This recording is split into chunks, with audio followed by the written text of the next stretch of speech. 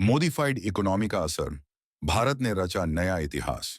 भारत ने 25 मई 2025 को एक ऐतिहासिक आर्थिक मील का पत्थर पार करते हुए जापान को पीछे छोड़ दिया है और अब वह दुनिया की चौथी सबसे बड़ी अर्थव्यवस्था बन गया है।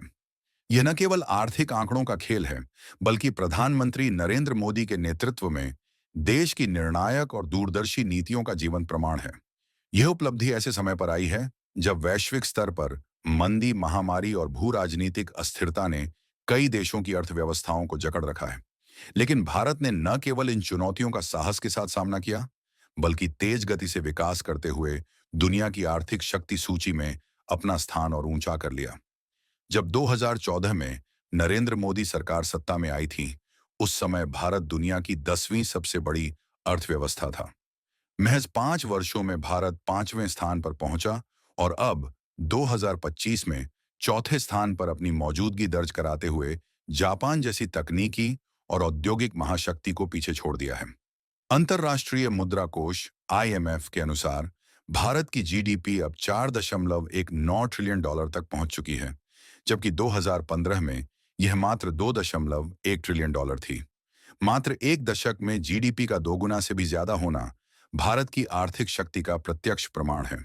इस सफलता के पीछे मोदी सरकार की रणनीतिक नीतियां और सुधारों की लंबी श्रृंखला है। Make in India, digital India, GST, startup India, श्रम सुधार और उद्यमिता को प्रोत्साहित करने वाले कई ऐतिहासिक कदमों ने भारत को निवेश के लिए आकर्षक गंतव्य बना दिया। बैंकिंग सेक्टर में सुधार लाए गए, बैंकों के एनपीए कम हुए और लोन देने की प्रक्रिया को आसान बनाया गया। कोविड महामारी, रूस यूक्रेन युद्ध और वैश्विक मंदी जैसी आपदाओं के बावजूद भारत की अर्थव्यवस्था लगातार 6% से ज्यादा की दर से बढ़ती रही। यह स्थायित्व मजबूत नेतृत्व और स्पष्ट नीतियों का परिणाम है, जिससे वैश्विक निवेशकों ने भारत में विश्वास बनाए रखा। भारत की आर्थिक ताकत का एक और बड़ा स्तंभ है इसकी घरेलू खपत और युवा ऊर्जा। भारत की जीडीपी का लगभग 70% हिस्सा घरेलू मांग से आता है। देश के युवाओं ने स्टार्टअप, टेक्नोलॉजी और नवाचार के क्षेत्र में उल्लेखनीय भूमिका निभाई है। उनके योगदान से विकास को नया बल मिला है और देश ने नई ऊंचाइयों को छुआ है। इस आर्थिक छलांग का असर सीधे सीधे जनता के जीवन पर पड़ा है। देश के सेवा, टेक्नोलॉजी, निर्माण और कृषि जैसे प्रमुख क्षेत्रों में लाखों रोजगार के अवसर बने हैं। भारत अब G20, WTO और संयुक्त राष्ट्र जैसे वैश्विक मंचों पर एक निर्णायक और प्रभावशाली भूमिका निभा रहा है। देश में बुनियादी ढांचे का विकास तेजी से हुआ है।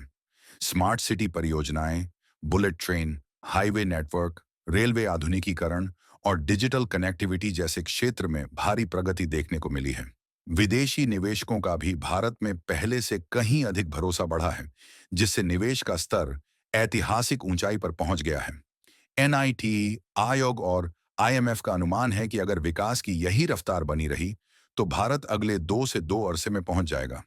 3 वर्षों में जर्मनी को पीछे छोड़कर दुनिया की तीसरी सबसे बड़ी अर्थव्यवस्था बन जाएगा।